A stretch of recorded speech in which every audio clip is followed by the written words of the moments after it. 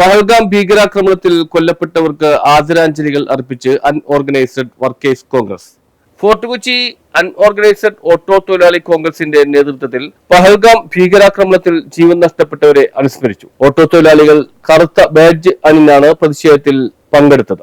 രാജ്യത്ത് ഉടനീളം നടക്കുന്ന ഭീകരവാദത്തിനെതിരെ ശക്തമായ പ്രതിരോധം ഉണ്ടാകണമെന്നും രാജ്യം ഒന്നായി ഭീകരവാദത്തിനെതിരെ പോരാടണമെന്നും രാജ്യസുരക്ഷ ഉറപ്പുവരുത്തണമെന്നും രാജ്യത്തെ ജനങ്ങളെ രാഷ്ട്രീയ മുതലെടുപ്പിന് വിധേയമാക്കരുതെന്നും മതത്തിന്റെ പേരിലും അക്രമികൾ വന്നാൽ അടിച്ചമർത്തുക തന്നെ ചെയ്യണമെന്നും ഒരു മതവും ഭീകരവാദത്തെ പ്രോത്സാഹിപ്പിക്കുന്നില്ലെന്നും അനുസ്മരണത്തിൽ അധ്യക്ഷത വഹിച്ച് സംസാരിച്ച ഷമീർ വളവത്ത് പറഞ്ഞു.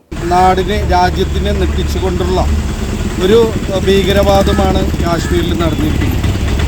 ആ ഭീകരവാദത്തിന് യാതൊരു കാരണവശാലും ന്യായീകരിക്കുന്ന ഒരാൾക്കും ഇന്ത്യയിൽ സ്ഥാനമില്ല എന്ന് തന്നെ ഉറക്കെ പറഞ്ഞുകൊണ്ട് തന്നെ ഇതുപോലുള്ള ഭീകരന്മാരെ ഇന്ത്യൻ മണ്ണിൽ നിന്ന് തന്നെ അടിച്ചോടിക്കേണ്ടത് രാജ്യത്തിൻ്റെ ആവശ്യമാണ്.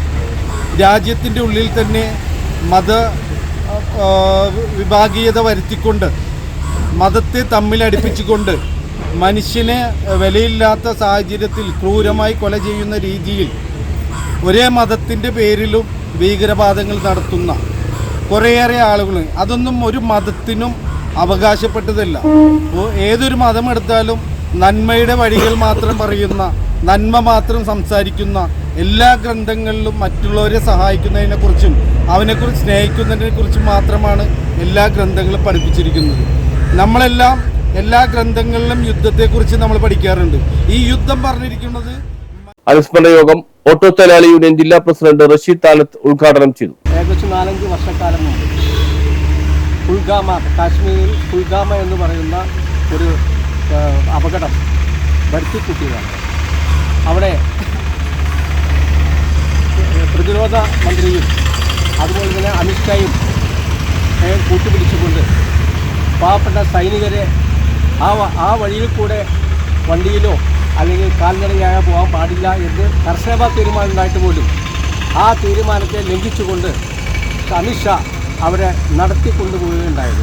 40 ജവാന്മാർ അവിടെ വെച്ച് കുറേ ചെന്നപ്പോൾ ഭീകരെന്ന് പറയുന്ന അമിത്ഷായുടെ ആളുകൾ തന്നെ അവരെ വെടിവെച്ചു കൊണ്ടു. 40 പേർ. അത്ര ക്രൂരമായ ഒരു വെറും വോട്ടിന് വേണ്ടി, വെറും ഇലക്ഷൻ വരുന്ന സമയത്താണ് അതിന് കർശനമായ തീരുമാനമെടുത്തുകൊണ്ട് കുറേ പേരെ അറസ്റ്റ് ചെയ്തു.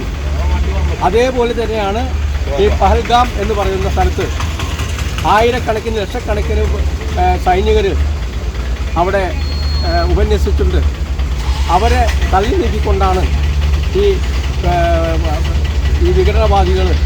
Convener HK Naseer, coordinator Najeeb, ജില്ലാ സെക്രട്ടറിമാരായ ആർ സന്തോഷ്, അരുൺകുമാർ, കോൺഗ്രസ് ബ്ലോക്ക് ഭാരവാഹികളായ ആർ ബഷീർ, മൻസൂർ അലി, ഷീജ സുധീർ, സുനിത ഷമീർ, ഷീബ ഷാലി, ഷാജി, ജോപ്പൻ ജോസഫ് എന്നിവർ സംസാരിച്ചു. സജി അറക്കൽ നന്ദി രേഖപ്പെടുത്തി. News bureau, Fort Kochi.